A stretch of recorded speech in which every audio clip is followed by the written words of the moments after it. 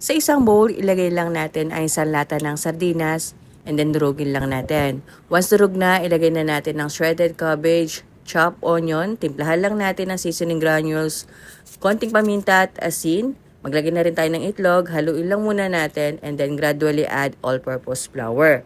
And then mix lang natin yan until mag-well combine. Once okay na yung ating mixture, set aside muna natin at mag-init muna tayo ng mantika sa mainit na kawali over medium heat.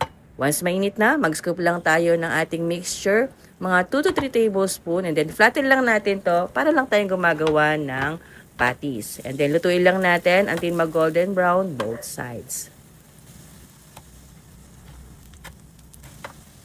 Once luto na kagaya nito, tanggalin na natin yan sa kawali and then lutuin lang natin ang natitirang mixture. At kung nagustuhan mo ang recipe natin for today, huwag mo namang kalimutang i-like at i-share ang video na ito. At kung bago ka pa lang sa akin channel, huwag mo rin kalimutang mag-subscribe. Maraming salamat!